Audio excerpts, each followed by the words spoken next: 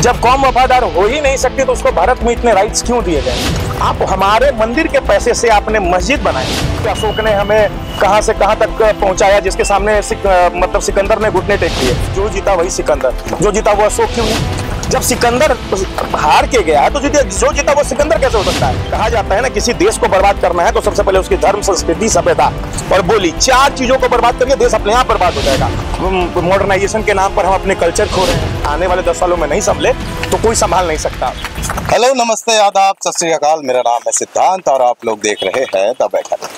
आज एक बार फिर हम चाय की चर्चा को लेकर कंकड़बाग क्षेत्र में स्थित है और हमारे साथ मशहूर चेस प्लेयर और इंटरनेशनल कोच मिलन झा जी मौजूद है। आज का मुद्दा है कि श्रीनगर में हजरत बल दरगाह में अशोक स्तंभ मिलता है, जिसको तोड़ने का मुद्दा सामने आया है, जो कि विवादों में काफी घिरा हुआ है। तो इसी विषय पर आज चर्चा करेंगे। तो मिलन जी, बहुत बहुत स्वागत है आपका हमारे। धन्यवाद आपका इतनी बार हमें याद करने के लिए। बड़ा अच्छा लगता है जब आपके चैनल पे आते हैं, इतना लोग प्यार देते हैं, वक्तव्य समझते हैं, सुनते हैं, तो बहुत अच्छा लगता है। तो ये जो हजरत बल दरगाह पे अशोक स्तंभ का मिलना और उसको तोड़ा जाना, ये कितनी बड़ी क्षति मानी जाएगी और ये इसको किस नजरिए से देखते हैं? ये मानसिकता है सर।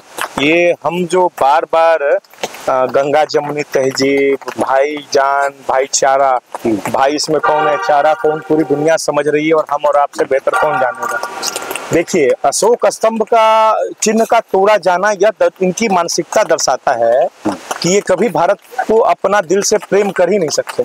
इसका एक छोटा सा उदाहरण मैं दूंगा, कई लोगों को मैं कोट भी करूंगा। इसमें कहानी है, भारत की आज़ादी की 46 के आसपास जब चुनाव हुए थे, उसमें पाकिस्तान की मांग को लेकर जब मुस्लिम लीग ने चुनाव लड़ा था, तो कहा जाता है, एक आंकड़े बताते हैं कि 95% भारतीय मुस्लिमों ने पाकिस्तान के पक्ष में वोट किया, इंडियन मुस्लिम लीग को जिताया।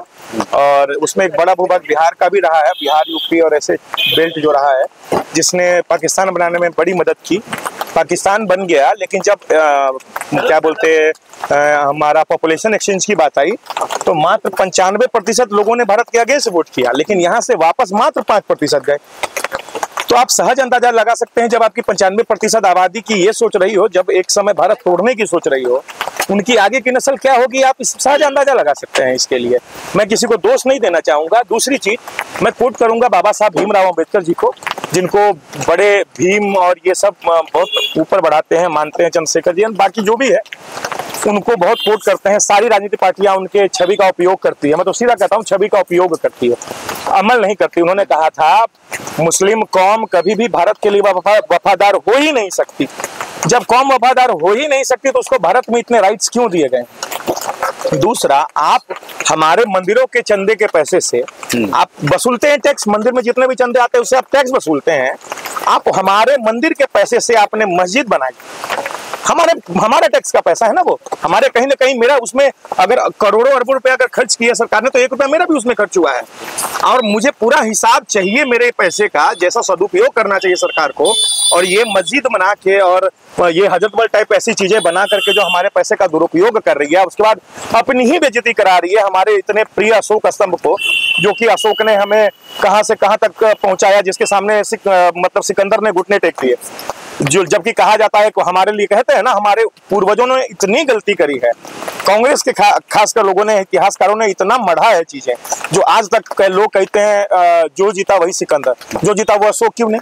जब सिकंदर हार के गया तो जो जीता वो सिकंदर कैसे हो सकता है?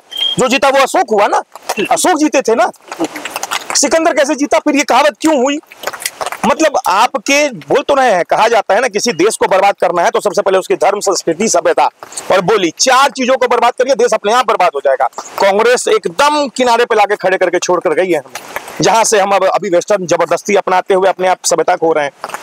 मॉडर्नाइजेशन के नाम पर हम अपने कल्चर खो रहे हैं, हम अपने रिश्ते खो रहे हैं आधुनिकता के नाम पर, शहर बसने के नाम पर।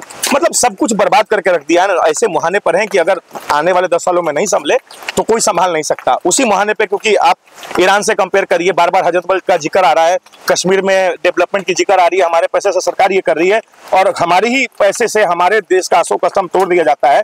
कुछ ऐसे लोग, कुछ ऐसे नहीं, तथाकथित सारे वहां उपस्थित लोग जितने भी मुस्लिम थे, उन सबों ने मिलकर वो तोड़ा है हमारे राष्ट्रीय प्रतीक को।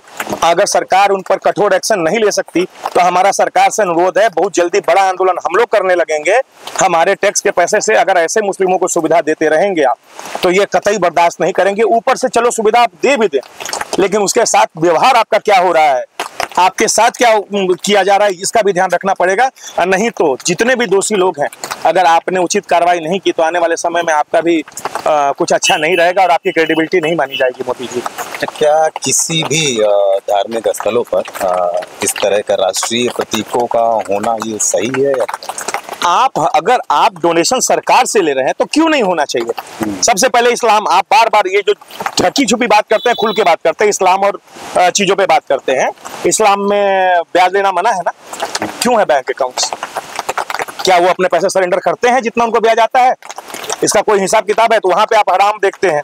3 तलाक के मामले में आपको लिबर्टी चाहिए, आपको ऐसे चाहिए अलग से सिविल कोर्ट्स, आपको अपने पर्सनल।